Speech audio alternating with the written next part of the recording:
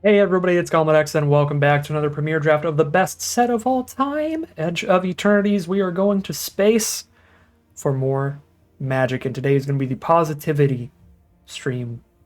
I should probably be positive without lying, okay? It's not the best set of all time. But we're going to have some fun today with some space stuff, playing some magic, play some good cards. We'll just see what we can do. For pack one, pick one, we've got Galactic Wayfarer. This is an excellent card, a 2-for-1, getting that lander for some ramp while being a 3-mana 3/3 at the same time. Real good value there. But then we have great efficient removal like Depressurize and Tractor Beam. I'm going to take the Tractor Beam here. I think it's better than Depressurize because it can deal with any creature no matter how large. And you could also get extra upside off of it if you steal something with a good ability.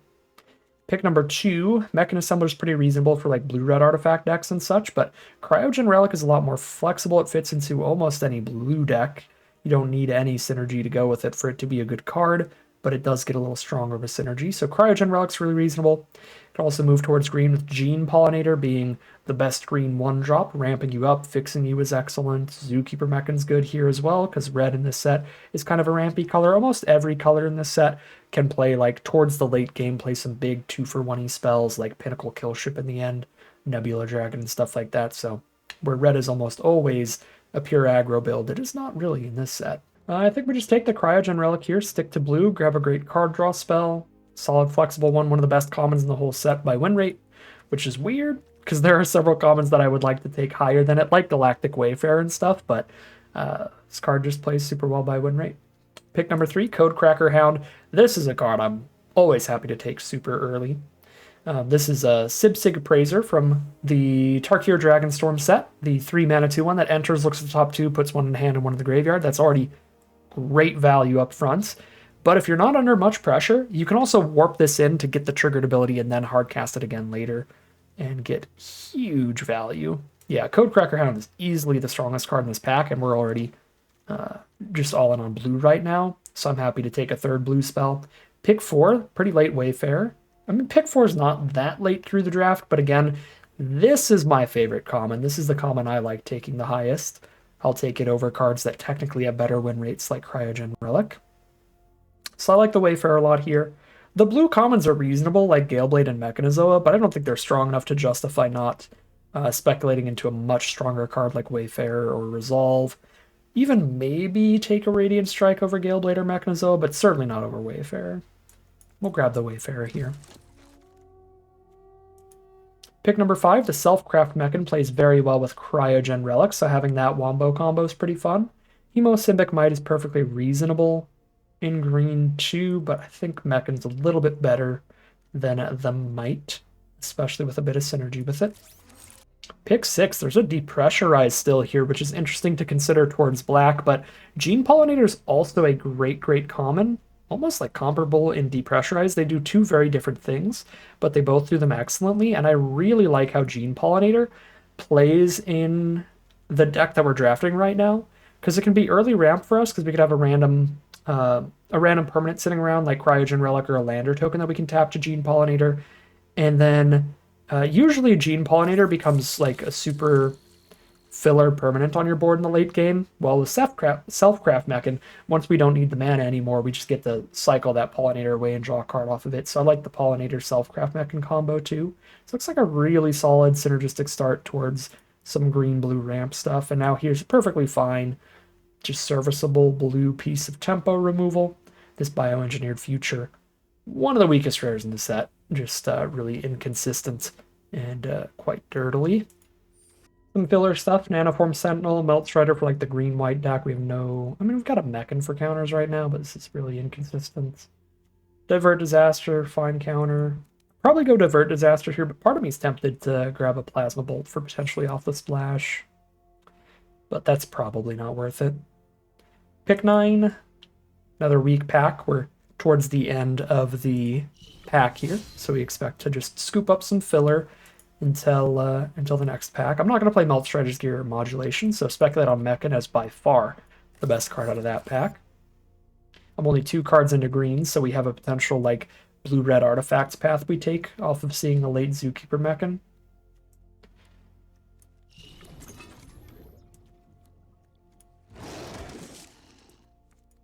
Oh, All right, pack 2, pick 1, the Endstone. I have not gotten to play with this card at all yet, but it is very powerful. 7 mana is a ton, but it forces your opponents to kill you in one swing. They have to get 10 damage through in one combat, or you'll never die because you keep going back to 10 life at the end of your turn. And anytime you do anything, you draw a card. Honestly, it's not a May ability, so a little concerning. You could mill yourself out with this, but I think it's still quite a powerful card and a really fun one to try to top off our curve with and maybe win some games off that. Yeah, this will be fun. First time playing this Mythic. Looks pretty strong. Good card for a ramp deck. Pretty perfect card to open here. If it weren't in the pack, pretty easy close encounter for on-color removal. Pack 2, pick 2. I'm still only 2 cards deep into green, so considering the strongest on-color card here is really just Thawbringer, I'm going to speculate off color.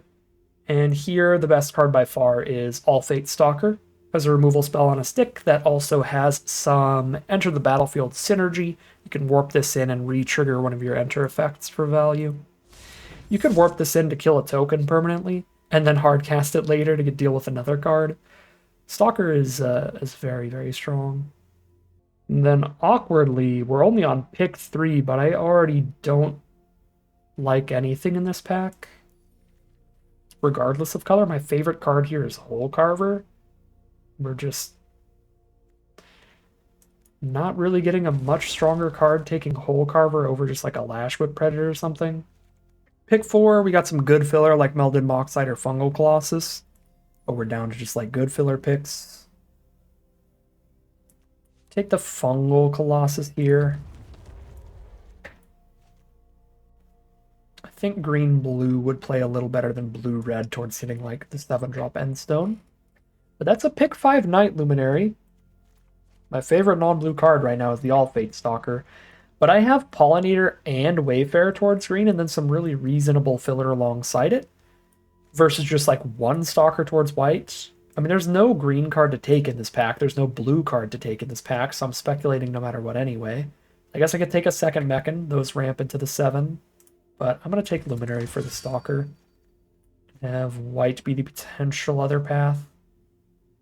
Probably punish it for it, though, because double Mechan into Nebula Dragon would make blue-red look like a very reasonable other path to take. And we kind of cut ourselves off the Luminary towards blue-white. Got a reasonable on-color card, not a great one, but fine with the Infiltrator.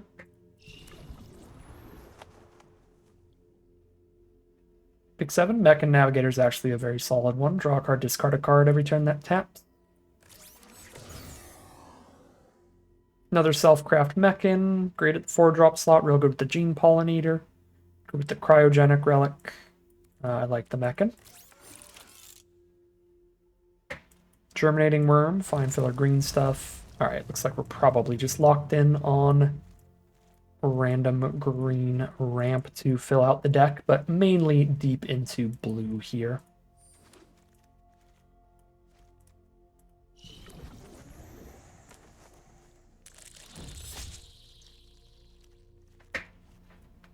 Oh my god, that is a hard pick. Psionicist for early mana for us. Weft Walking to draw a fresh 7 in the endgame. Glacier Godmaw to be just a brutal finisher. Godmaw and Weft Walking, despite Weft Walking being a mythic and Godmaw being an uncommon, are actually very comparable in power level. I want to take the Godmaw here. I love it so much. Weft Walking's great too, but the less removal you have, the more awkward Weft Walking can be, because you could end up in positions where you need to like Weft Walking into removal spells to win. And then you just hit like random dirtily drawn creatures and stuff. I mean, Weft Walking is still incredible. But so is Glacier Godmon. I think it looks better in this deck because we have better random big beef than we have really cheap spells, like cheap removal and stuff, to easily use with the Weft Walking. It does make our first spell every turn free, but you want to be able to go like 2 or 3 spells in one turn after it easily. This pack's not great. We're low on removal, and we've got a bit of a ramp deck going for us, so the Pinnacle Kill Ship is probably the best pick.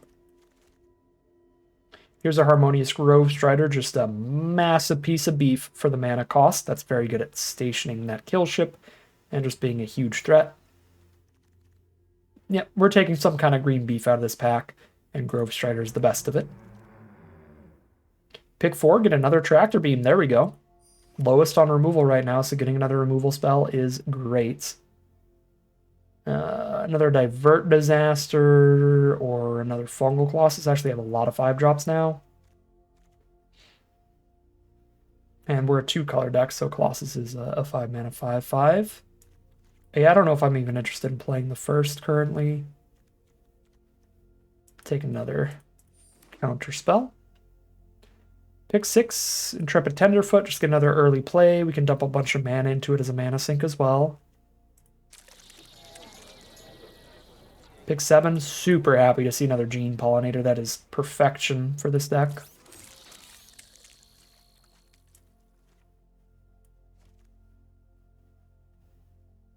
Three 1-mana cards, 3 2-mana cards. This is an okay Gigastorm Titan deck. We got a little bit of Warp too. 2-mana Warp ability on Germinating Worm to help double spell for that. 2-mana Warp ability on Starbreach Whale. Sure. Nutrient Block plays well with the double Selfcraft Mechan. Also helps us double spell for Gigastorm Titan. Also permanent on board to tap 2 Gene Pollinator.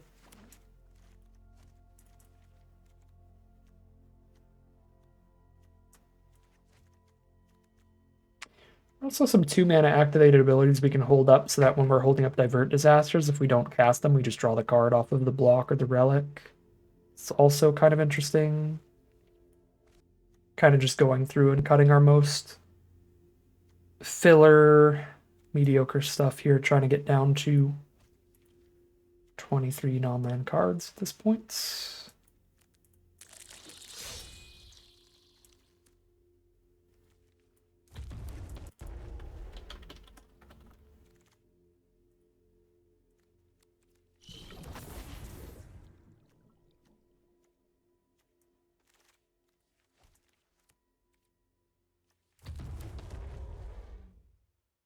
Guy Stinger, maybe Lost in Space. Yeah, Galeblade doesn't really fit in this deck too well. It's a fine card for being an early permanent for Pollinator and an easy double spell. That's about it.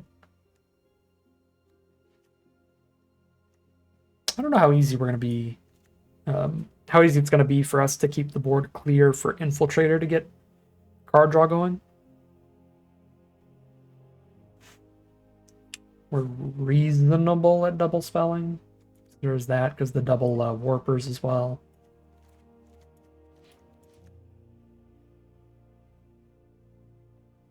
Yeah, I just got 2 of these. Kind of just want to go like Sky Stinger Galeblade here. Just go a bit higher on the curve. Yeah, looks fine to me. Very reasonable little Simic ramp deck here. Pretty standard one, nothing crazy going on, but plenty of interaction. Great card draw going. And some huge finishers. Maybe the Godmaw and the Endstone. A little bit of everything you want here. Some landers, some straight up Pollinator ramp. I say some landers, but it's really just one. But double Pollinator and a lander token for ramp. 17 lands total to go with that, getting to the 7 mana. Top of our curve. Good beef there. Plenty of early plays because we don't have an insane amount of ramp. Yeah, super solid, super reasonable little Simic deck. We'll see how it all plays out for us as we hop into the gameplay. All right, here we are on the play for game 1 with a mono blue opener, which could be sketchy. But every spell is also blue, so everything is castable off any lands we draw. Find the forest, and the hand is perfection. Drop the relic first, let them resolve their 2-drop, but then I've got Divert Disaster for their 3-mana play, and if they don't play anything important, we just stun the whole Carver and draw another card. Alright, black-white, pretty aggressive stuff. Take a chunk of damage early and try to stabilize off counters and removal and stuff. That is a nice divert disaster target. Get rid of their counters for this turn and make sure that they don't have the big 6-drop in the endgame. This leaves us now with a Self-Craft Mechan to be a nice sturdy blocker rather than Tractor Beaming just like a 2-2 here.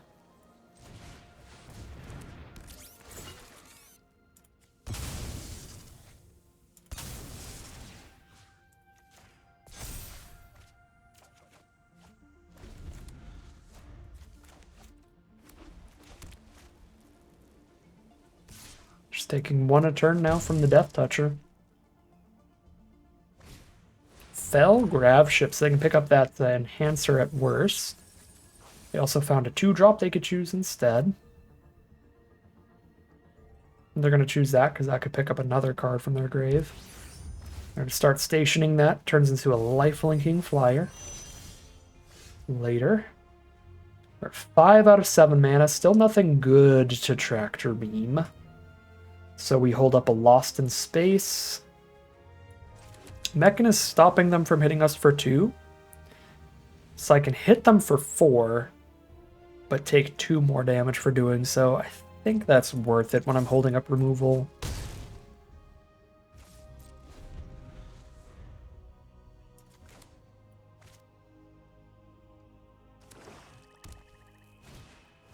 Pulsar Squadron Ace hits the board, looks for a Spacecraft in the top 5 to put in their hand, and if they don't, then it's just a 2-mana 2/3. Does find a Caesarean Dirge Craft to make us sack a non-token creature when they play that. Attack with just the 2/2 here, holding up the Death Toucher to trade into the Mechan on blocks. It's Beam Saw Prospector. Station Grav Ship for 3 here. You know, I could just bounce the Grav Ship back in. Doesn't seem crazy to me.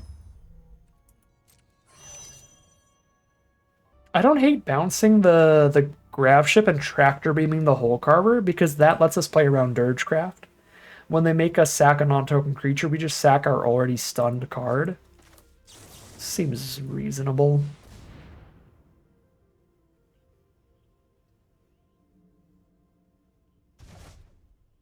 Find another Tractor Beam? Yeah, I'll take that. I've already got the 7 lands in hand that I would need.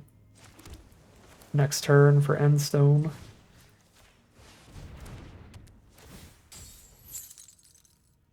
We've got 5 damage on the Crackback now if I attack. It's a harder sell for sure. When I've got excellent finishers set up. I mean, I suppose because the end step Endstone trigger immediately puts me back to 10. I could still send it. They crack back, I go to 8, but then I play this and go back to 10. That could have been the plan here. Oh, geez. I wonder what they're going to pick. They got 2 different Starfield Shepherds milled there. Excellent 3-for-1 spell, picking up a Plains or a 1-drop when they warp it and when they cast it, and then they leave behind a 3/2 flyer when all is said and done. Some easy work towards stationing the Grav Ship.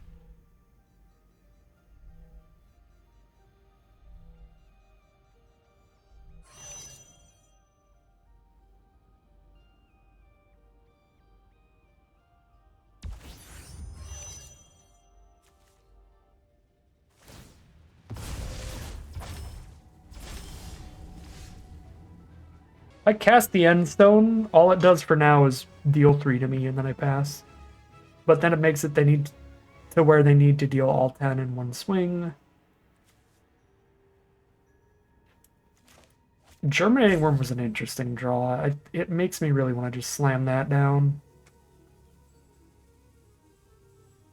Probably even swing.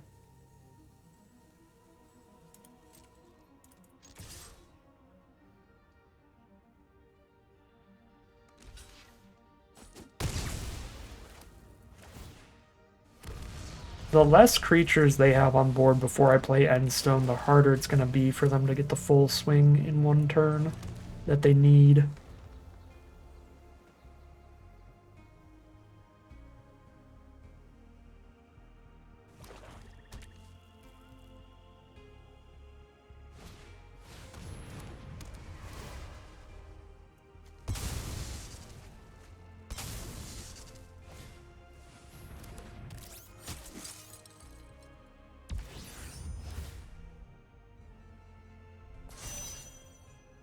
Grav ship's all ready to go.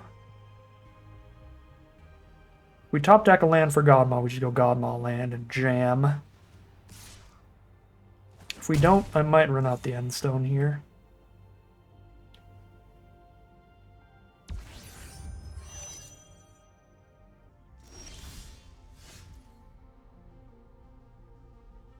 Interesting. I can play Wayfarer and Tractor Beam in one turn. Commanding lead on the board without the Endstone even.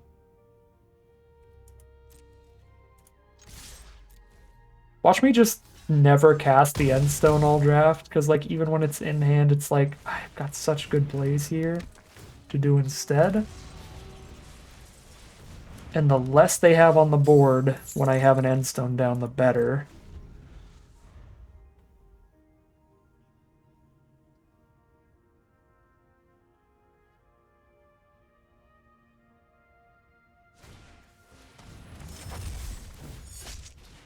Ooh, what a draw for our opponent. If they didn't just draw that, they would have done that against the Death Toucher. That is really good against our Tractor Beam.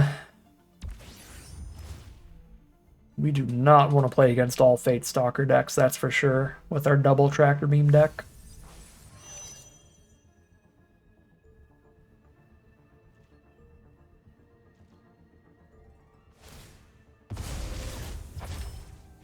They're still pretty dead to us drawing a land.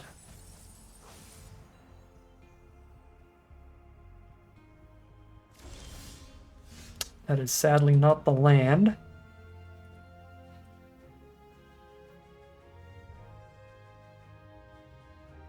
"12 life. Tap out and hit us pretty hard in the sky, but not for lethal. And the Endstone is not like it's going to gain us life during their turn. In fact, playing the Endstone makes it slightly easier for them to get an immediate crackback for lethal, if that's a possibility for them.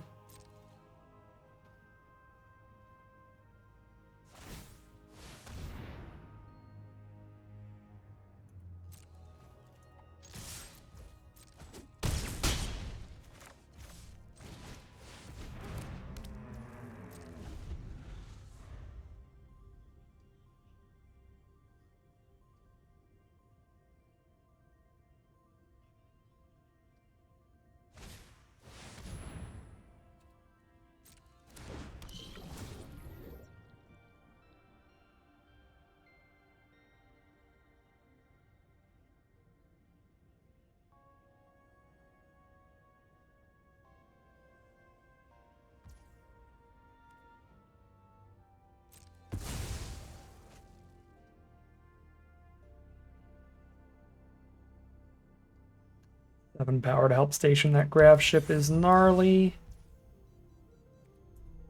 Wow, I think the Endstone is genuinely useless this game. Because whenever they kill us, it's going to be because they have more than 10 power in the sky. Period. Right, that's 7 plus another 4. They have 11 power in the sky next turn.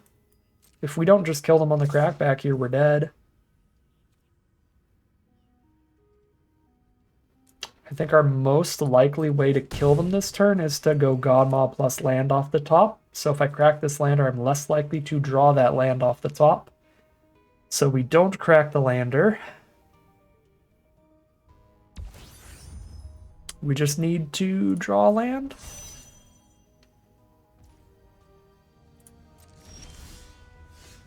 That should do it.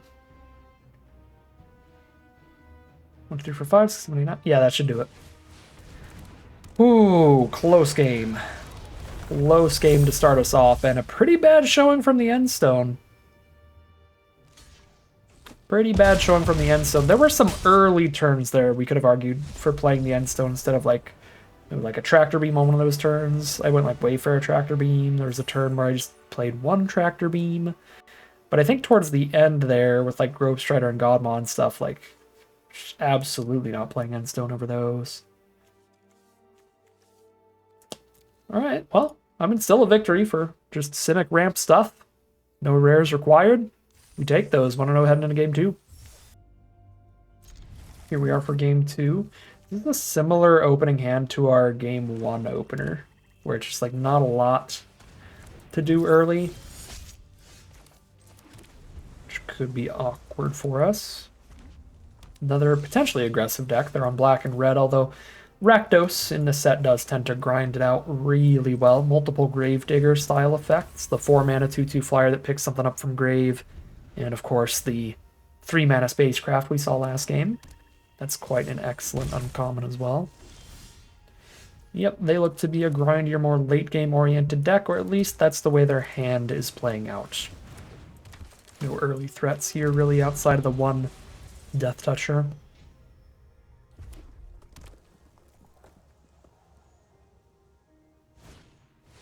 Grav Pack Monoist. I think that's annoying enough to be a reasonable tractor beam target. Alternatively, I'm in a solid position to just ramp towards Endstone and chill. Let's take 2 a turn for a little bit. I mean, not even 2 a turn, because I can stun the Monoist. Sure. Also get the Hole Carver out of here with a 3/3, so my 4/4 can get past. Or we get some free damage. That works too.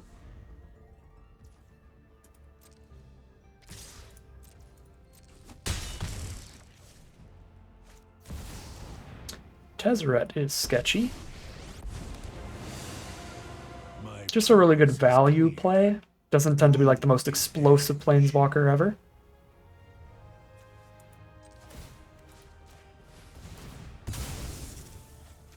Stun counter, so Tezzeret cannot untap that.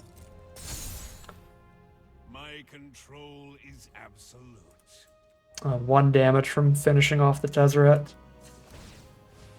So probably better than having stunned Monoist there.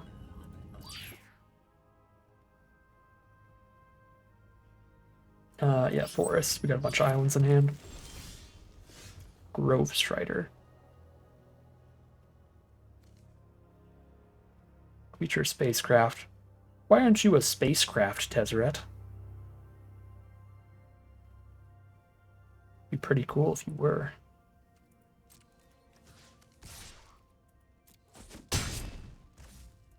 I am indestructible. I guess next turn I can Tractor Beam plus Titan, even if I Nutrient Block now.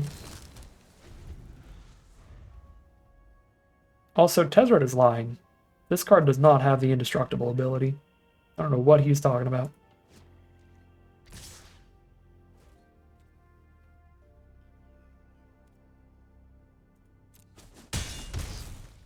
Untap the Hole Carver here with Tezzeret.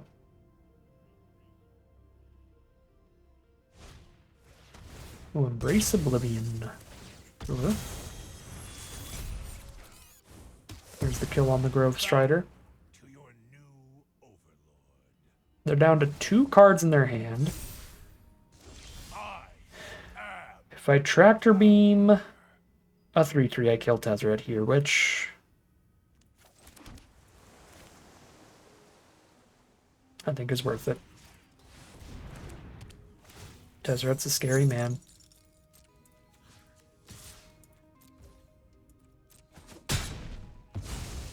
Quite a moment for you, hero.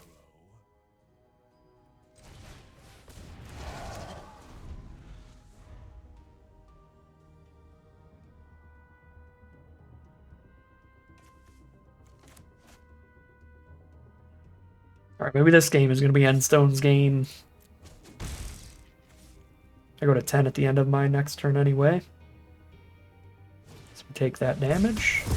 Oh. Well, Endstone's pretty good post-board wipe.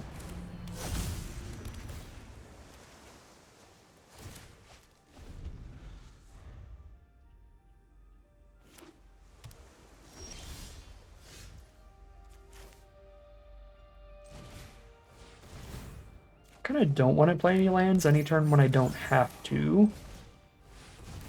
Because I do draw a card every land I play and every spell I play. I can't choose not to, I should say. So I want to make sure that I'm not milling out as fast as possible here. Because I've already got 8 mana on board, still plenty. Okay, yeah, I just go Godmaw land next turn and kill them.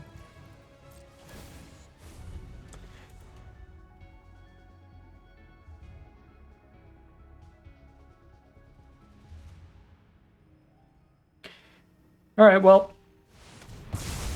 You gotta be kidding me. No, this is fun. This is awesome. I still have a Endstone on board and a Godmaw, but the Endstone on board is milling me quite fast after getting half my library milled, so we gotta be worried about that. No, this is super fun. Don't worry about it. Jam 7. They need another removal spell to win here.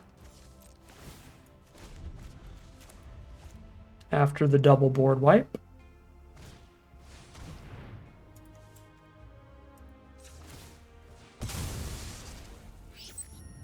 Thank goodness there's a land in there.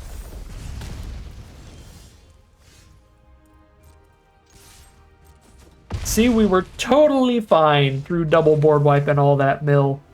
3 cards left in the deck. Nail biter there for sure. But we get the victory in the end. That is 2-0 heading into game number 3. Endstone actually being, a little bit of a double-edged sword there against all that mill, but genuinely incredible that game. Especially when you compare it to how it performed in game number 1. I feel like we've drawn the same hand every game. But they've all been different. Just the same vibe. Playing against blue-white, they start with a Chrome Companion.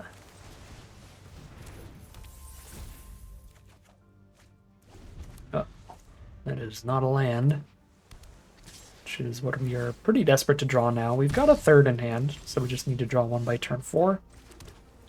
Another island, but it's a lot of blue spells in the hand, so we're fine. Godzilla over there. Ready to absolutely rampage over us.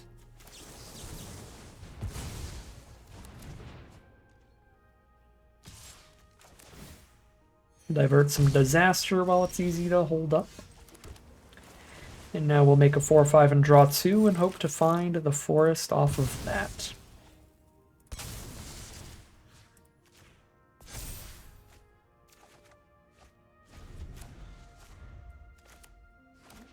Codecracker Hound digs farther yet again, so we're getting super, super far through the deck at this point.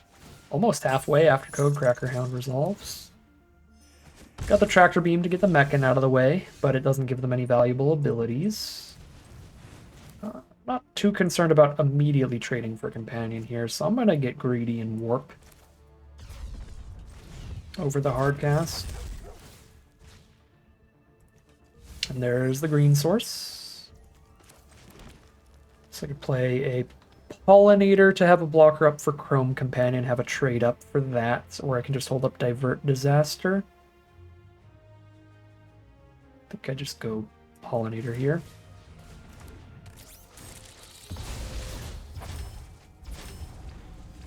If I had another instant, like an instant speed draw spell kind of thing, like the Cryogen Relic that I had earlier, I'd hold up the Divert.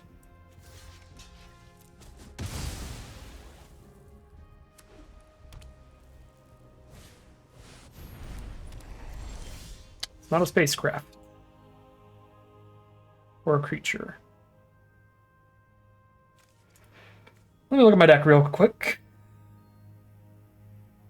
We have 1 Lost in Space. If I draw Lost in Space, I can divert it.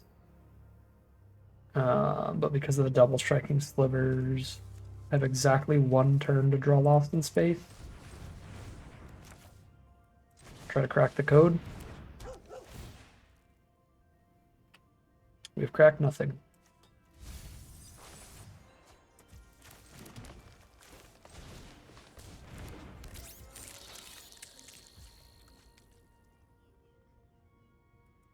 I don't think there's a point in holding up Divert Disaster, right? Because the only way that we're winning is if I Lost in Space the Hive Pool and Divert Disaster the Hive Pool. So I can't really afford to Divert Disaster anything else.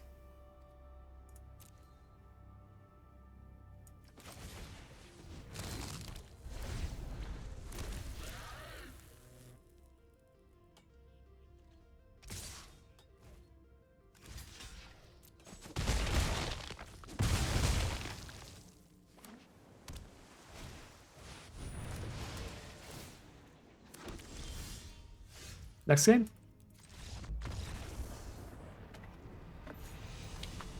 Obviously not holding up the counter looks real bad there because they had exactly the 6-mana bomb that my deck has no other way to interact with. But there's only one 6-mana non-creature, non-spacecraft bomb. So that's just variance for you. The odds of them having that exact rare in their deck were very low. And the odds of them not having something they wanted to proactively play, I think, were high enough. Because they could just have like removal in their hand where I'm doing actively nothing if I just hold up the disaster instead of playing something. Obviously a play that looks awful with perfect hindsight, like if I had cheat codes where I could view my opponent's hand at all times. But that exact hive pool was super unlikely.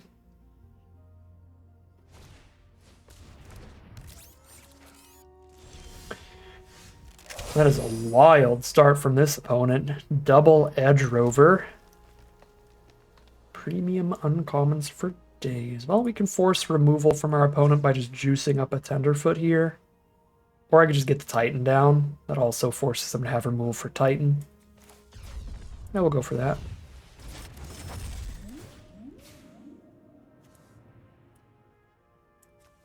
Surely everything in the hand is 3 mana or less.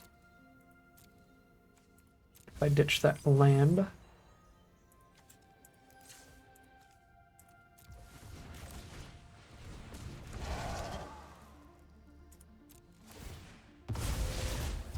And we're going to get 2 lander tokens this game at some point from their double Edge Rover. Yeah, I think we're definitely milling that land there.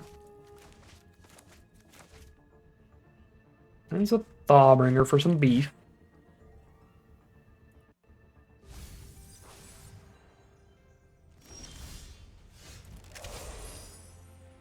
Yeah, the Thawbringer's pretty annoying for the single trade into the Titan. Meching it up. Quite low on mana. But I make Titan big enough to get through the Thawbringer. Rather just play Infiltrator then. This is also early enough in the game that the odds of them not casting a spell next turn are monumentally low. Compared to like how things were last game. Because if their hand's all creatures or all removal, either way they have something to cast.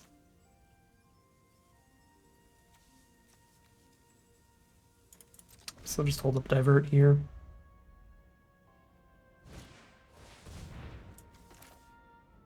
Mechan's good enough to divert.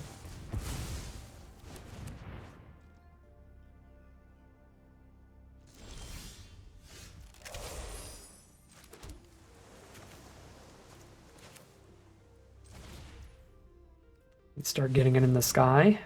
This being 5 toughness gets past the Edge Rovers. Germinating Worm, I got the mana for that if I've got the Pollinator out.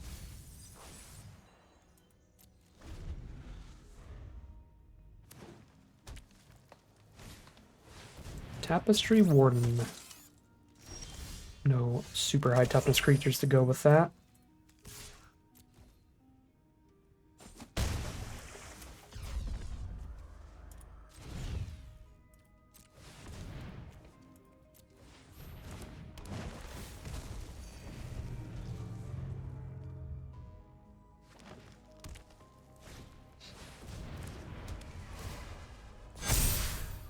Greenhouse is great with a wide board.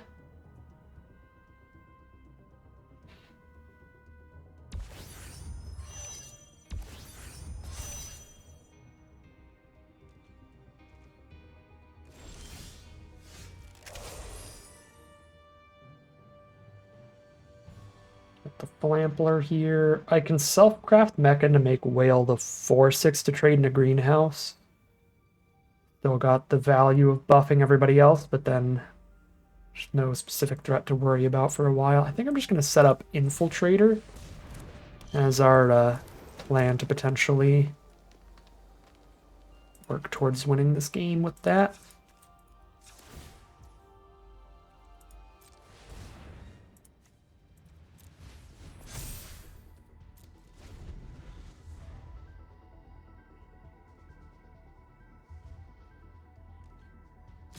Go all in on the card advantage.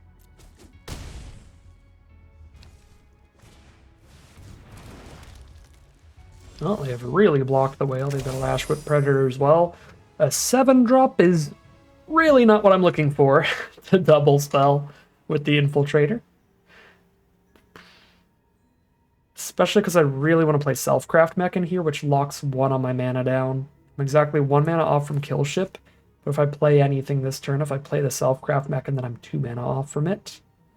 Kind of think I have to, though, so I can get the 6 toughness creatures set up to stop Greenhouse from hitting me and hold their attacks off. In case I top deck a cheap spell, I'll tap Tenderfoot here.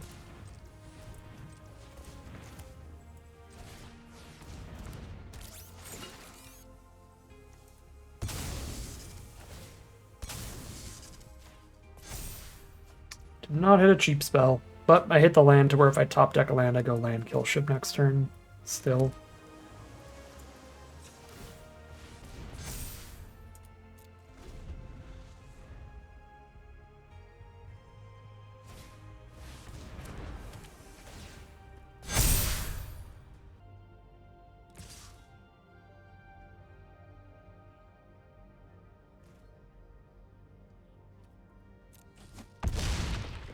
Well, we are in the perfect position for atmospheric greenhouses, so super rough they double them up there like that.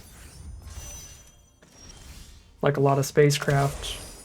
Incredible if you have a wide board and a complete mulligan without a creature out.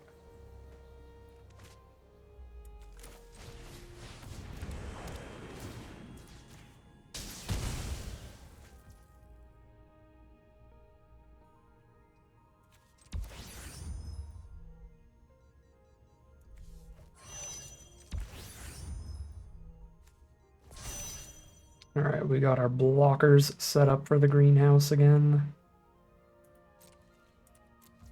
And still can't get past the Lash Whip Predator.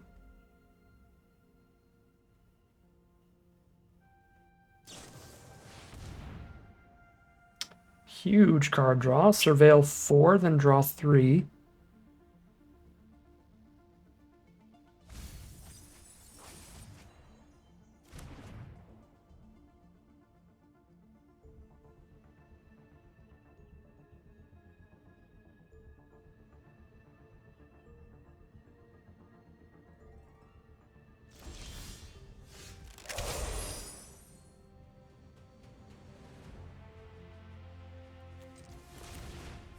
I don't think I want to double spell with Infiltrator badly enough to not just immediately dig for something good.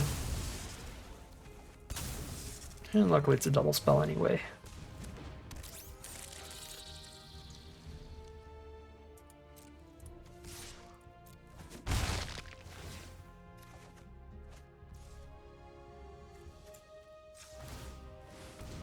I'm going to keep this in hand for 2 reasons. The main one is the 7 mana Crater of Behemoth thing. That +1s in Vigilance is the whole board off landfalls.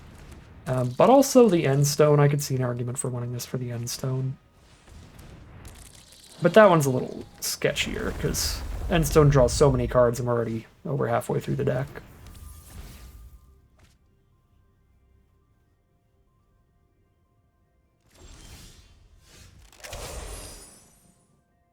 Well, I cannot double spell off playing this Navigator, and I don't think it impacts the board all that much. So I kind of want to just pass. Oh, I can draw a card, discard a card off of it with Gene Pollinator every turn. I wish I realized that's before I spent mana on Tenderfoot.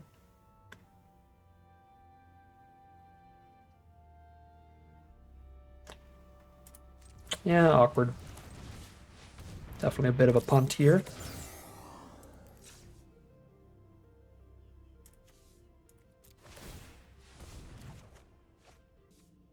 Can't play the Tractor Beam this turn because I used Tenderfoot. Oh, that was a big miss there. That would have been a phenomenal turn.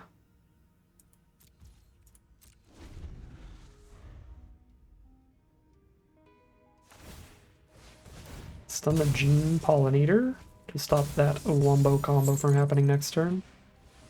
Play another Edge Rover.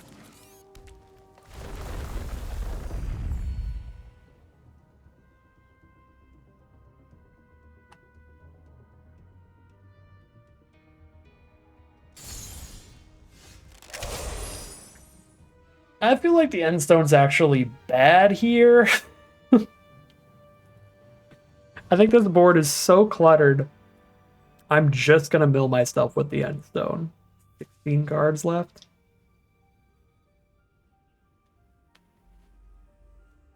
Drawing a card whenever I do anything. Is there really a better way to die, though? I don't think so. We'll die on our own terms, doing what we love.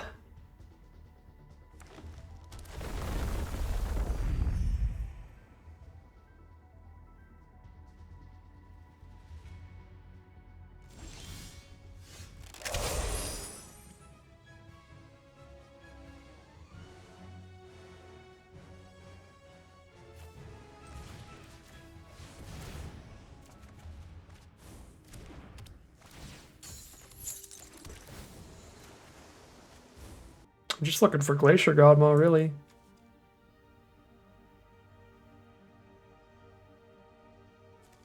Just draw it as quickly as I can.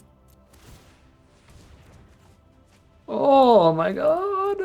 Mamma mia.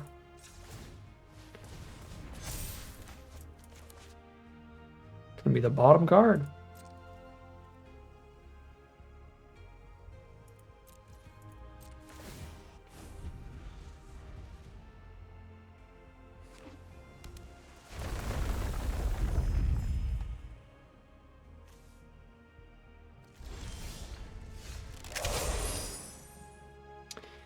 Well, if it's literally our bottom card, then Weft Walking would have been the better pick. But I think in most of these games, the Godmaw has looked like it would play better than that Weft Walking that we could have taken over it. But Weft Walking makes sure we don't mill out one time with an Endstone out. I don't think I can warp this. The hard cast. Oh my god, it's all card draw. That's the secret. The whole deck is all card draw. Another blocker out of the way.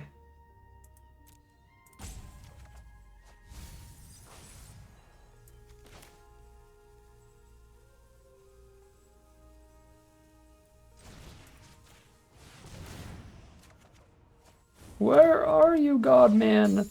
I've got 7 cards left.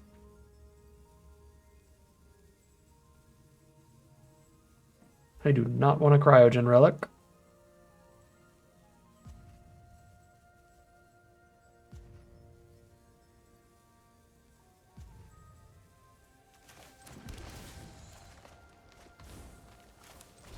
Do want to play as many creatures as possible pre-Godman.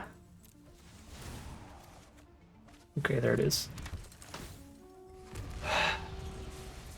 I don't think it's lethal at all with them at 24. Only 5 cards, and every land I play draws a card too. Maybe I should have just been stealing Terror Botanists. I mean, it's Vigilance, so if I play 1 land per turn, I get 2 swings with it, I believe. Play the Godmaw. No, I don't. It was just so deep in.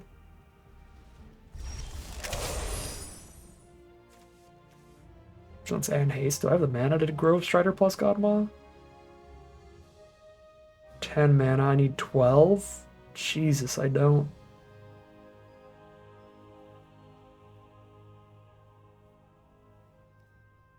I cast Godmaw, I have 3 cards left in my deck. I play the land, I have 2 cards left in my deck. Next turn I draw and I have 1 card left. I can't play Grove Strider and play another land.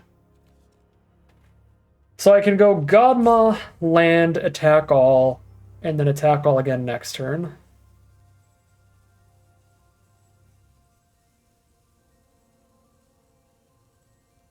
But I'm pretty sure I just mill out.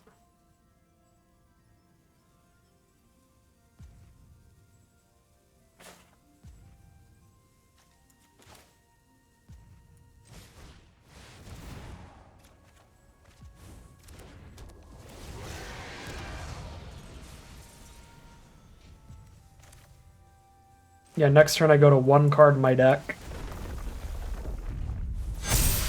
And then I draw that 1 card when I play my land to trigger Godmaw again.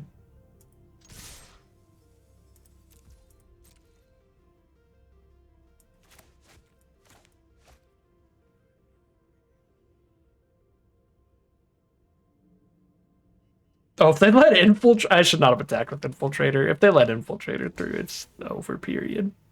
Because it's not a May ability, I think. I have to draw the card.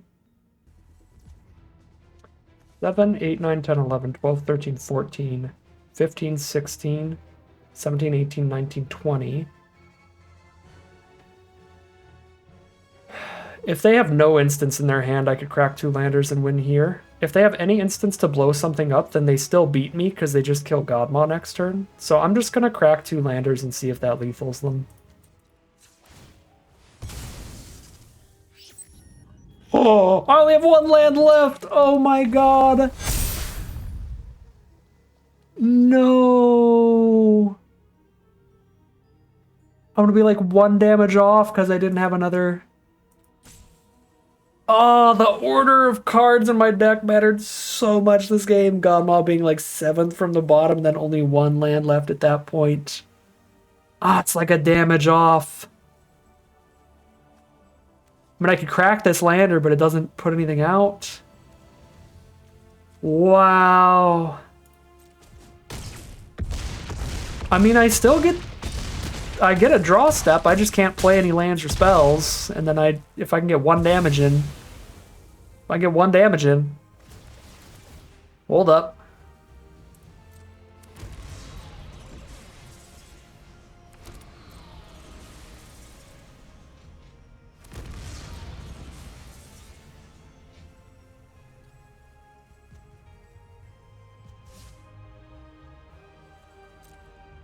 I need to not blink. I can't do anything or I'm dead.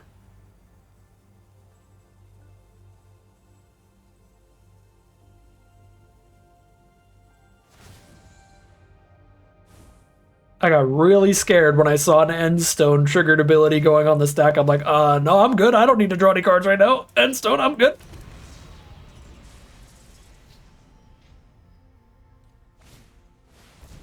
Tractor Beam, the Godmaw.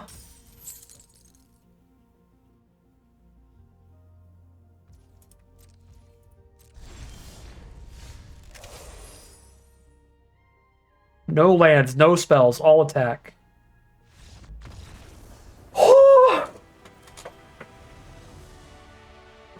Oh, really on the edge of Eternities with that one. We're on the edge of defeat. Ugh. All right, here we are for game number 5. We got both of our colors.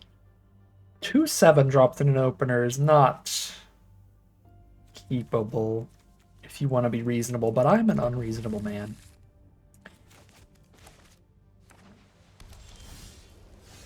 Again, we are 3-1 right now, so whatever happens from here, we stay 50-50 record with this draft. This will be the deciding game. If we win this one, it's a guaranteed positive record. Playing against a green-white deck, and we're super lucky to where they have nothing to cast until turn 4, which is perfect for our opening hand. What a draw. That's actually such a perfect draw, too.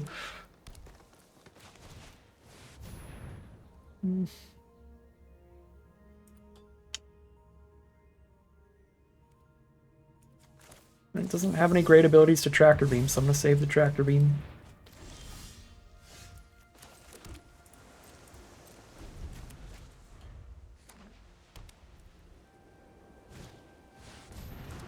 Also doesn't have abilities to Tractor Beam.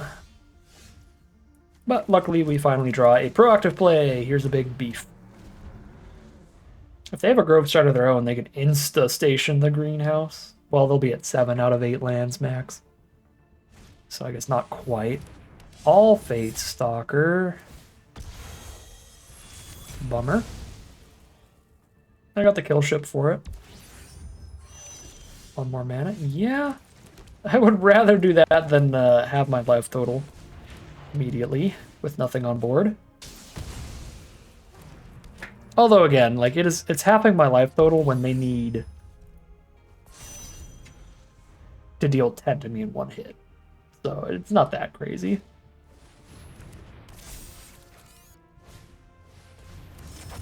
But our board state is exceptional off of the kill ship. Because I kind of forgot, because I played the 7th land to play the kill ship, that then the Grove Starter would just instantly station it. Wildly good stuff there. I am way ahead on board here. My only concern is if they could randomly dome me for 10 in 1 swing, which at 8 power on their board is actually moderately possible here, so I don't really want to roll out the Endstone without like tractor beaming first and getting a little bit more ahead. So for now, I'm just gonna go wide and draw a card.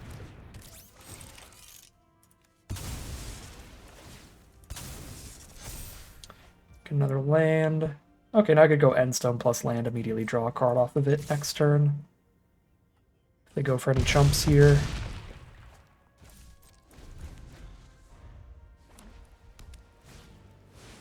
Their own Pinnacle kill ship, fair enough.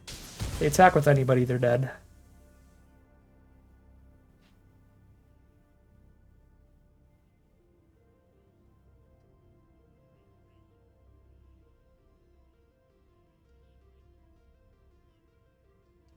Or if they tap anybody, that also works too.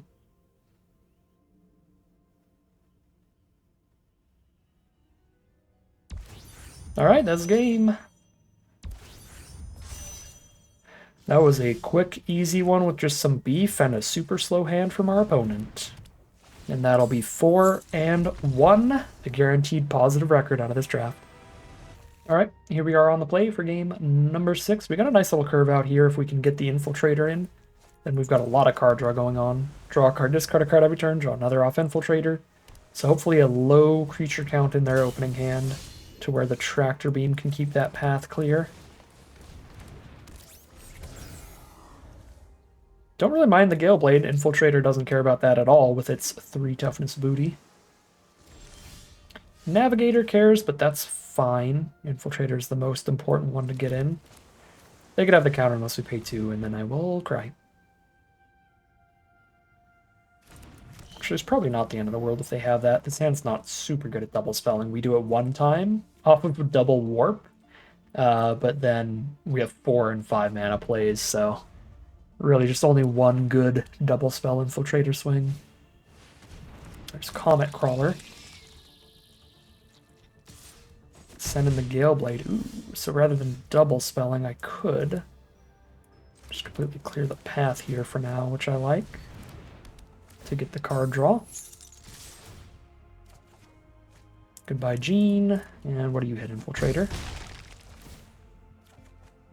The 5th land. Perfect.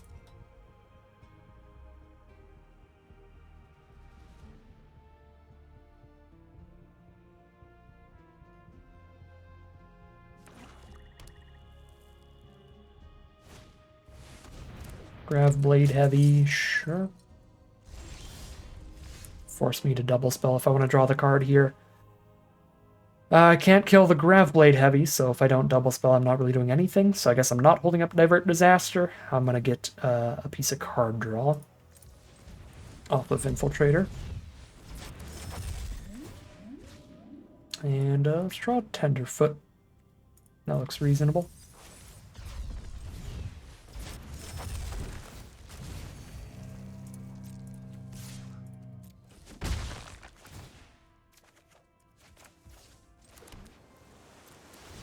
And that gives us the opportunity to double spell on turn 7.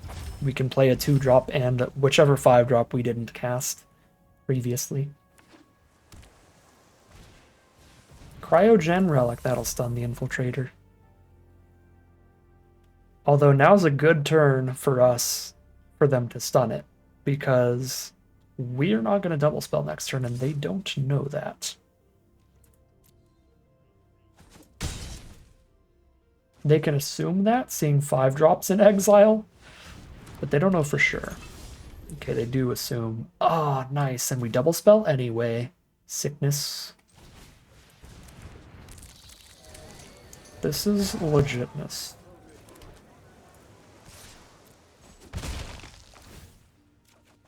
And that 4/4 is the perfect creature to trade off into their 4/4 Death Touch.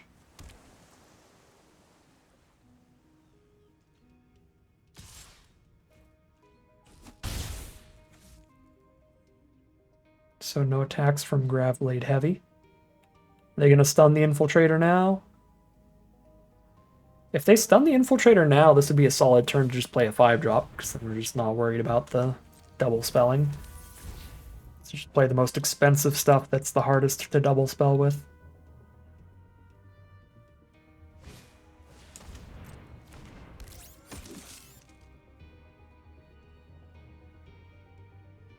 They do stun the Infiltrator, okay.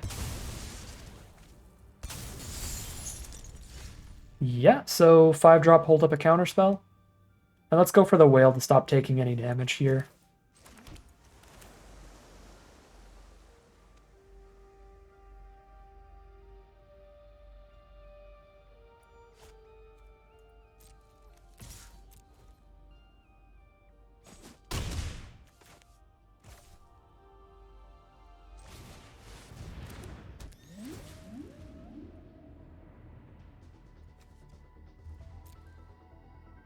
Got the 7 for the kill ship and a pretty wide board to station it.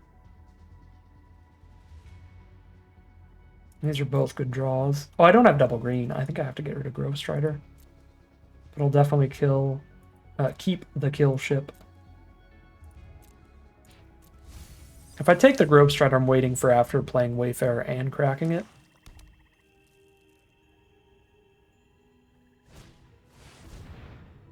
Oh, man. They've drawn too many lands for Divert Disaster. Wow, that Titan is incredible with the Escort, by the way. Definitely explains the no blocks with Gigastorm Titan. Good grief.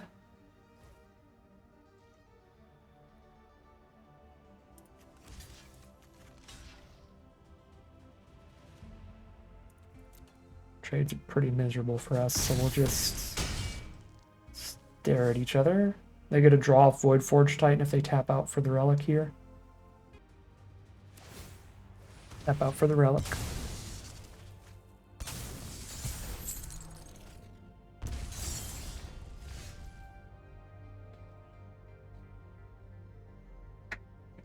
Pinnacle Kill Ship. 7 Power Flyer. If I hit them with the Starbreach Whale this turn, they are dead in 1 kill ship swing, but then I only have 3 blockers up, none of which are in the sky. I guaranteed take 3 in the sky. But then on the ground, I only need 2 blockers for their 3 ground creatures. I think I'm going for a 2-turn kill here of attacking with Whale and then hitting with a 7 Power Flyer next turn.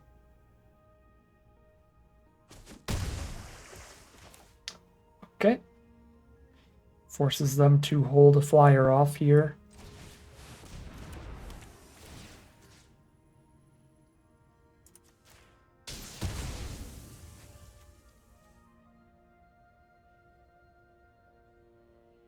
Don't want to draw a card, discard a card with Navigator. Over holding up 3 blockers, just hold up the 2. I think that's fair. I can double spell for unblockable Infiltrator. Actually, it can't. I don't have enough green sources. I have 1 forest. I can't double spell Pollinator Wayfarer anyway. Alright, goodbye, Gene.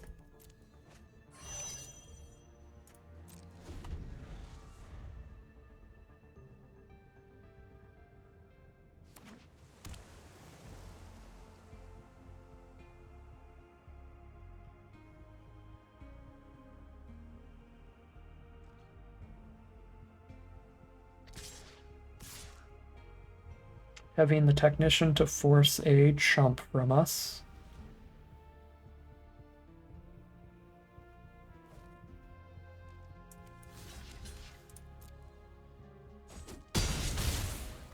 Down to 4.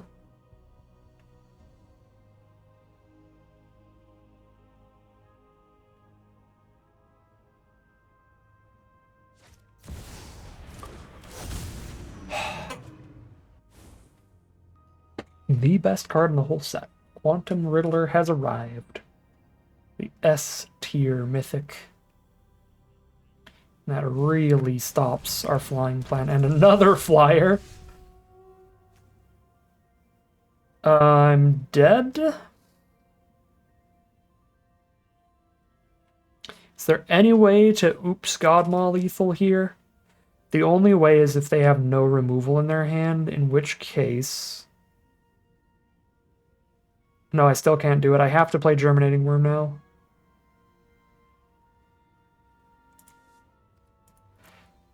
Man. I ended up really needing this this forest that we lost earlier. I think we surveilled that away at some point. I don't remember exactly. Oh, I think I had to discard it the Navigator for something else.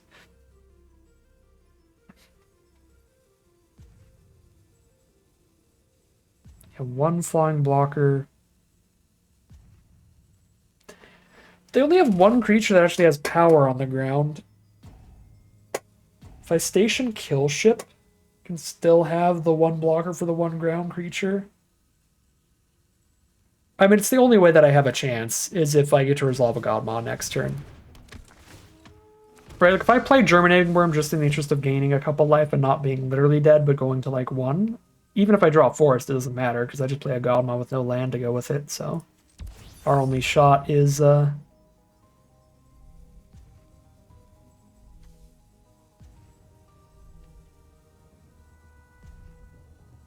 guaranteeing the forest off this lander token. I could tap Navigator and Wayfarer, or Titan and Infiltrator. I think it's better to go Navigator, Wayfarer here. Okay, well, I have the forest super set up now.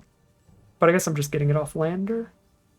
No. I need the land in hand, so no matter what I draw, I play Godmaw, play a land, and kill them.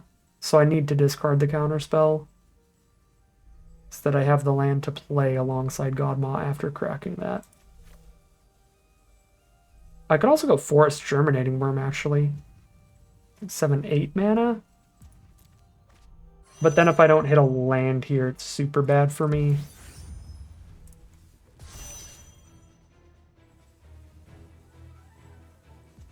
That's interesting. Going Forest Germinating Worm. But I still feel like my best bet is next turn go Godmaw Forest. Which means I have to crack this for the forest and keep this forest in my hand. I could be wrong, though, because Germinating Worm would be the second spell for the turn, so that would have allowed me an Infiltrator attack as well. That Infiltrator attack could help make me more likely to top deck a land within the next 2 draws, so that playing this land out is fine.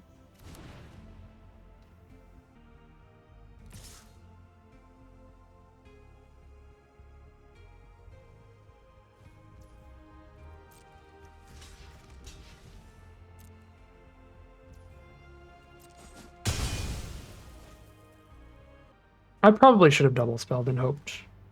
Off of 3 separate draws, one of the 3 would be lands. So I have the draw off of Infiltrator, I have the draw for turn, and I could also get a draw off Navigator. If Kill Ship is still around, the station draw. Is that a warp? Thank goodness that's a warp. Gotta do math here. 1, 2, 3, 4, 5, 6 attackers. 1, 2, 3, 4, 5, 6. They're definitely not dead next turn.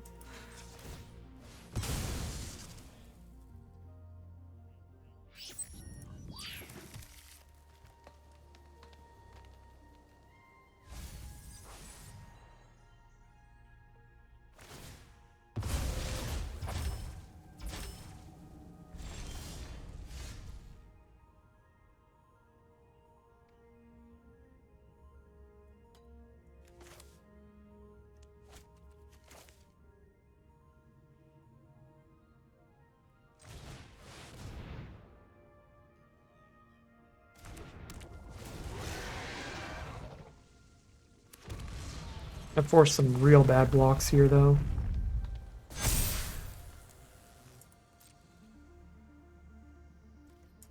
This is a flunge. With the lander to buff again, this is definitely a flunge. Cracking the lander lets us keep Navigator on the board at this point. We crack the lander. Also, I mean, the way they're currently blocking, they would also die, but I doubt this is where they keep the blocks.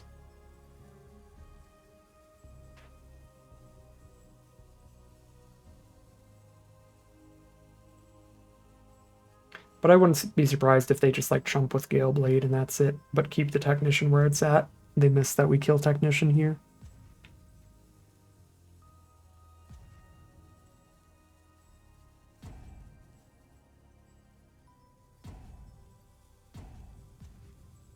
She's super dead to the Godmaw Trample with this block. Is there a way for them to live? I mean, the Trample from Godmaw is so helpful here. No, they can definitely live, but it requires them losing pretty much their entire board.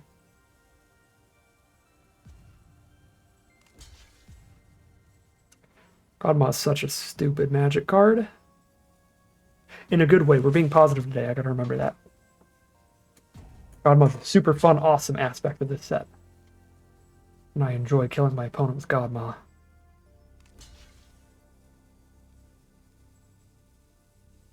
Three damage from Infiltrator, trampling over with Godmaw for another 4 is exactly 7. This is exactly lethal if I crack the lander. Thanks to Trample. Cool. Glacier Godmaw is so dumb.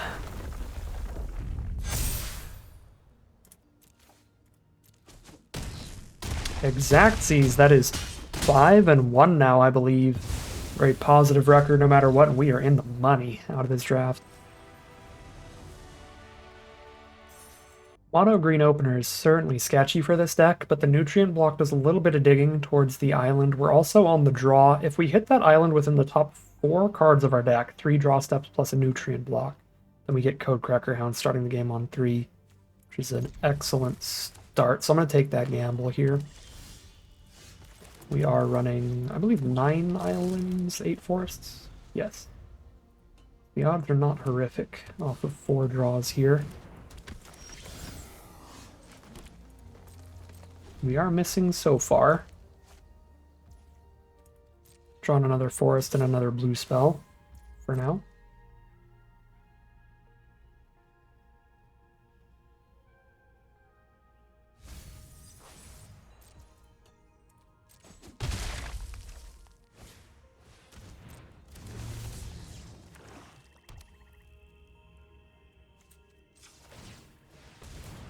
Draw number 3 is another forest, and draw number 4 is another blue spell. Alright, 4 for 4 on misses on that one. The opening hand certainly does not pan out. Opponent milled the Sothera because we have nothing on board anyway. Solid surveil for them.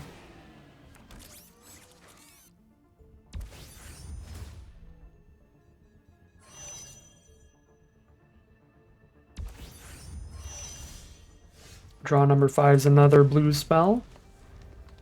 We're playing against Orzhov here, one of the more aggressive archetypes. Luckily, they still haven't really attacked us. They've just been stationing Spacecraft for now. I mean, they did hit us once, but the life gain from Nutrient Block counteract that.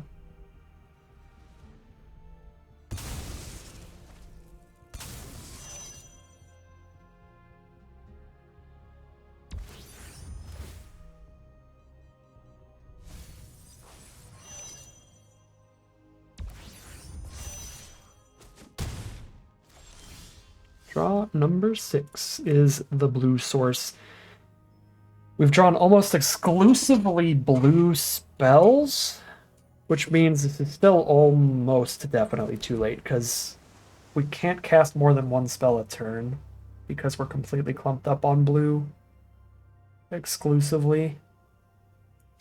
I'm under so much pressure I have to not warp the Hound. I just need stats on the board immediately. Alright, well there we go, another blue source. Good work from Codecracker Hound. So I do get to start double spelling and using that to try to stabilize. Dirgecraft on the Hound, far from the worst creature we could lose to a Dirgecraft. So in theory I don't mind that too much, but the amount of damage I'm taking is terrifying.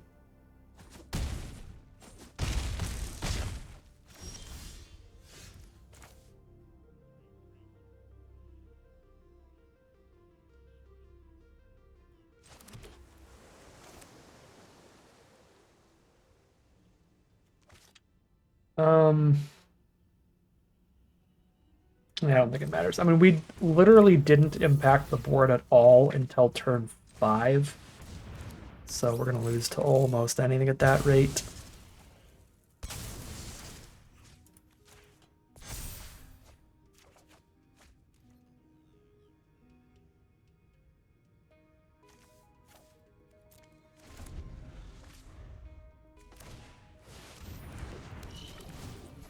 That is certainly lethal because they get to buff a flyer. That is 5-2 heading into game number 8. Here we are on the play for game number 8, the Mechan Navigator. To do some digging, drawing and discarding a card every turn that we can keep the path clear for it. And we have a couple Tractor Beam to try to do that. Opponent starts with the 6-mana removal of Thaumaton Torpedo. So that is not going to get in the way of the Navigator. Another Orzhov deck. They have the Warper that makes a 1/1 that's super bad for us. Pairs very nicely against the Navigator. Or, even better, the uncommon for 2 1/1s there is super impossible for the Navigator to get through. So we just play the Tenderfoot Pass.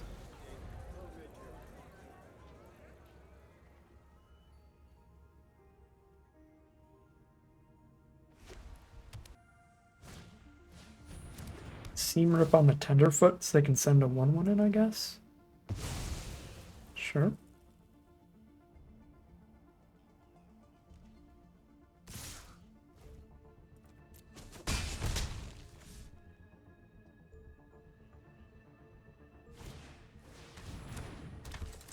One of the best rares in the whole format. Sick. It's a good one for Tractor Beam, though, which I do enjoy.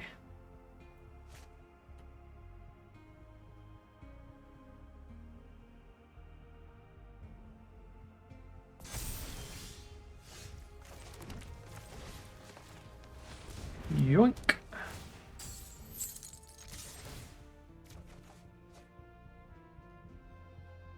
Not a good board for Self-Craft Mechan.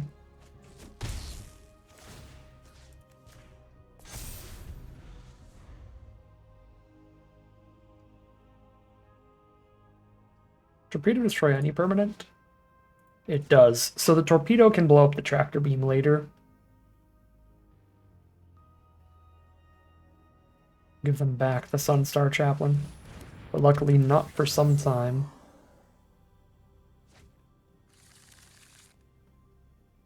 Found a Worm Wall Sweeper for their Pulsar Squadron Ace. 5 out of 7 mana towards Endstone.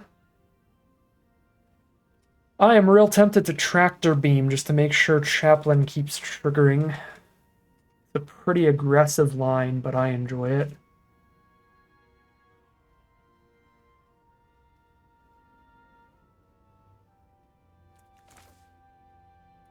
I'm going deep. I'm going to go real aggro and just deploy all of my cards super early, because then the Endstone draws me a million cards and makes sure I still have plenty to do later.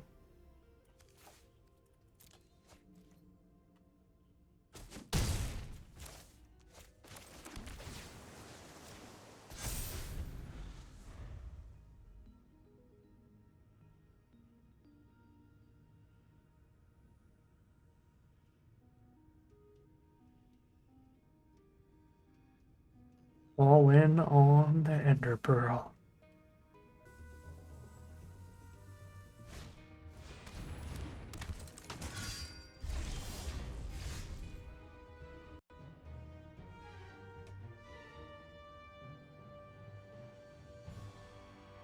Hold up a bunch of blockers and stop the navigator here. Fair enough. The cool thing, though, is that I don't need to send in the navigator. I still can, though, if I just tap Servandum.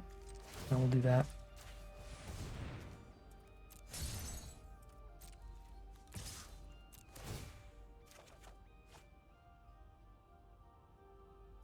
Six. Go land mechan, or do I want to just hold up divert? I'll go land mechan.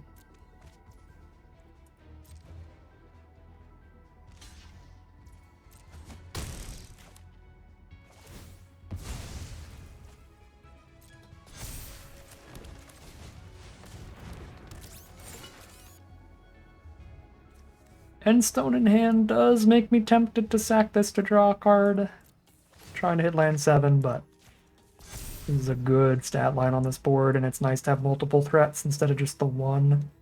Spread my counters around with Chaplain.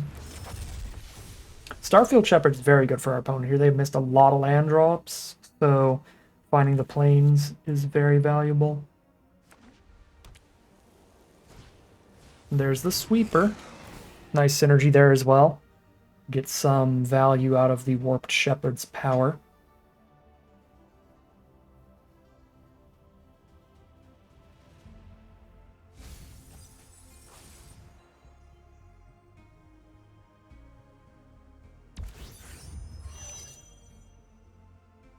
Three counter Wormwall Sweeper.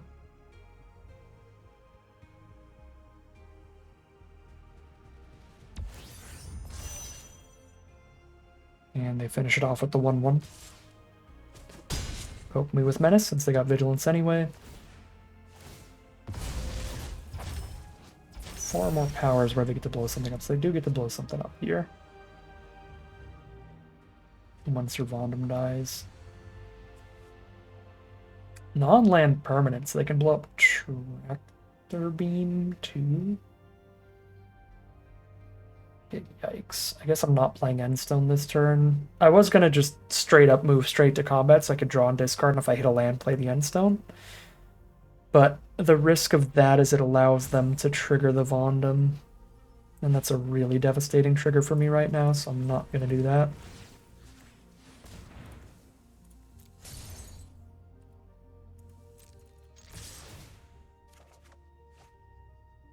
Okay, still locked in for Endstone next turn this way.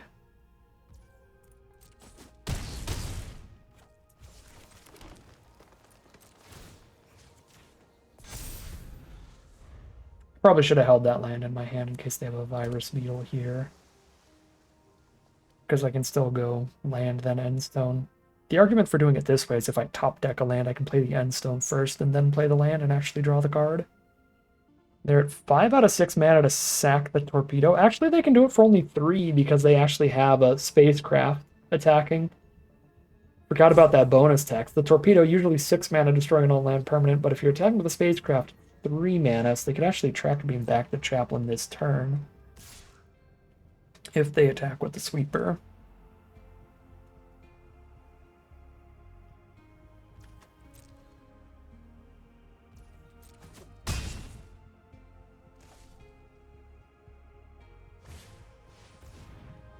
Synthesizer Lab Ship. Very threatening card.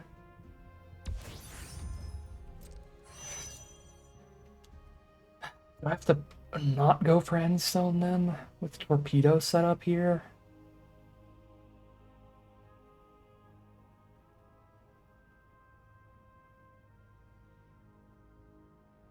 They're at 10. I really don't see an alternate line.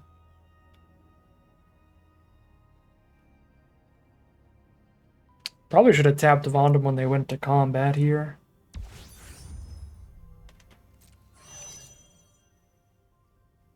Okay, or not.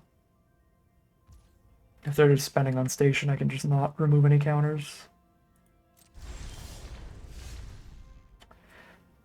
Yeah, I actually think with the Torpedo being able to potentially just blow up the Endstone before it does literally anything, I'd rather just get the Worm down and then tap Vondum when they move to combat.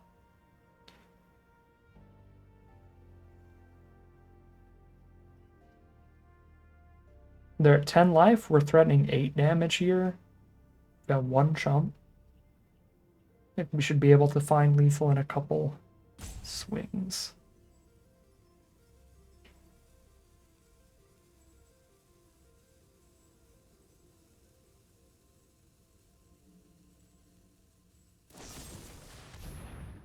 Radiant Strike helps them a lot.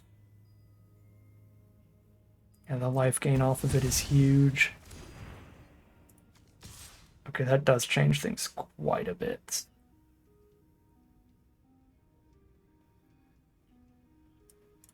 My fear, though, is if I just tap out for Endstone. If they find any way to deal 10, I'm just dead immediately. Whereas this way I'm going up to 12, plus holding up the ability to tap a creature. So it's a lot safer. And they already have 7 power. This could become a 4/4 flyer. It's having something else attack as a 2/2 flyer. This is 6 flying power. It's 4 menacing power. There's 2 flying power right there. It's a huge risk, I think, to go for Endstone instead of tapping here.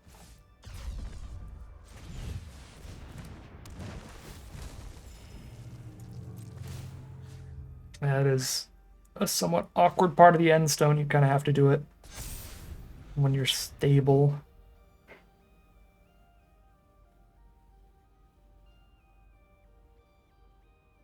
When you're like very stable.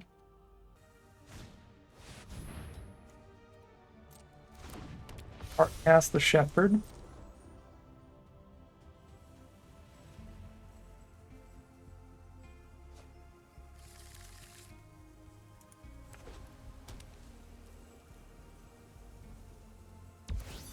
Station the lab ship with it.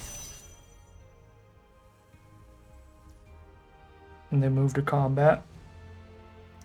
This is an astronomical amount of damage. It's 10 that I can't block. So if I played the Endstone, I would be dead.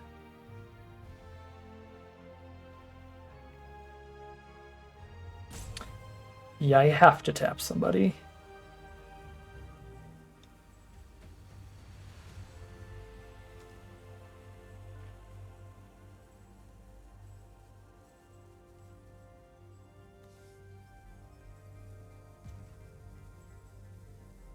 Why isn't this trigger on the stack yet?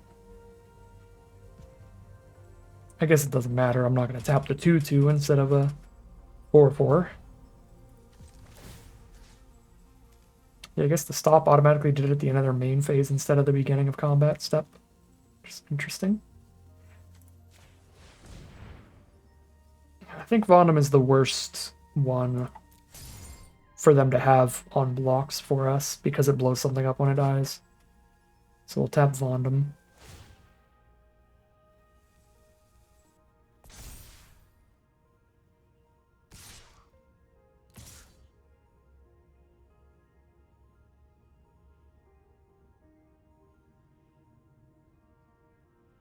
I think we're just dead here.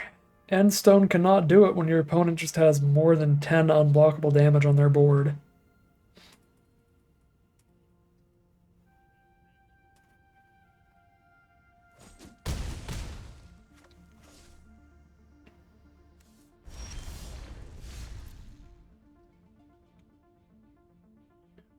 Forest really hurts. That's the draw. If I go Endstone, play a land, draw a card, attack both, they trump the 5/5, we go to 10 and die. If I pass, I tap Servandum. I guess Chaplain still triggers because I have double Tractor Beam here, so I could tap 2 creatures. I could tap Vondom in the lab ship, but I still take 1, 2, 3, 4, 5, 6, 7 and die. There is literally no way to not die.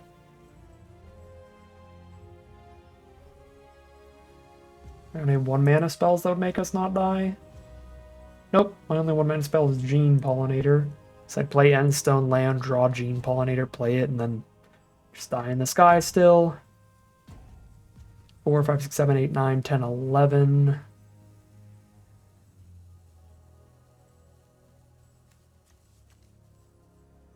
I can't lethal them because I'm only tapping one creature right now. Again, tapping 2 creatures during their turn is not enough.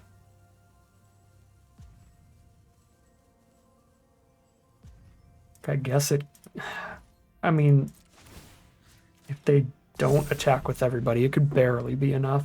I tapped Lab Ship and Shepherd, and that's 4 damage in the sky. I technically have a double block on Servandum to kill it. But the problem with that is then they went off of the Servandum death trigger. So technically I go tap the Lab Ship, tap the Shepherd, and then die.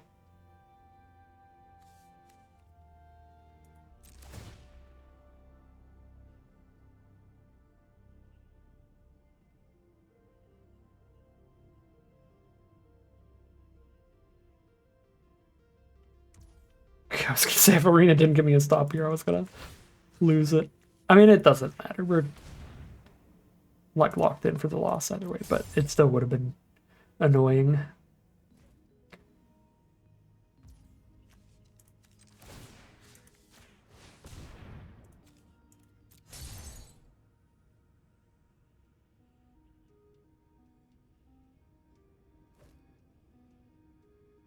See, that's 5 damage on board. I'm dead to any removal.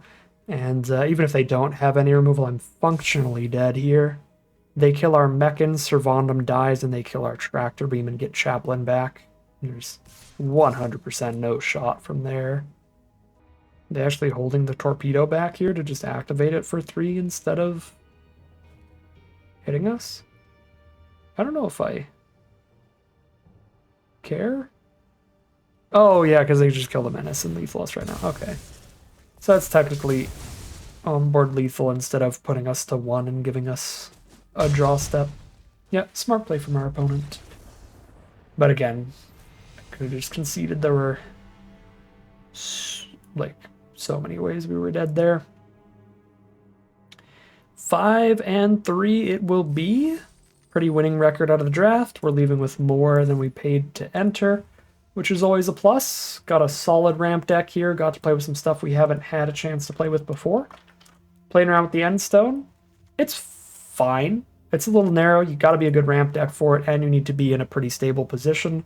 It super won us a couple of those games, and it was also just a dead card in our hand a couple, so I do think it's potentially a little overrated. Obviously not a card you can shove into any deck, but I think it was worth running overall in here, but still not like one of the excellent bombs or anything. Honestly, I think God Monster's better than it, and that's an uncommon. I think Weft Walking definitely would have been better than it, but we didn't have the opportunity to pick a Weft Walking over it. We could take a Weft Walking or a Godmaw. I think there's plenty of other rares that are better than the Endstone, but it's still a solid one. It's a fun one. It's a unique one. We had some fun with it, especially like that one game we won with 0 cards and library off of it. That was pretty wild. So yeah, I think that was a pretty solid run for this deck. Like obviously we have a mythic rare, but that's the only rare in our entire deck. Other than that, we're really just scrapping. And I don't even think this one's like a super OP rare, because it is one you have to work towards. You have to already be in a decent position for that to then go on and take over the game from there. I think this is an average deck here. I think your average deck has at least one pretty good rare in it, and we've got our one rare, and that's it. Yeah. Really solid run, I think, for this draft pod and for this deck. We will take a 5 and 3 and run with that. But that is going to end today's video. As always, I'd like to thank my patrons and YouTube members for their support, as well as you for watching the video. If you enjoyed it and you're interested in seeing some more, you can always like, comment, subscribe to tell the YouTube algorithm, send some more in your recommended feed. If you'd like to catch me live, you should check the Twitch channel in the link in the description below. And if you'd like to support the channel directly, you can check out the Patreon link in the description below. And other than that, as always, thank you very much for watching, and I'll see you again soon for some more Magic Arena.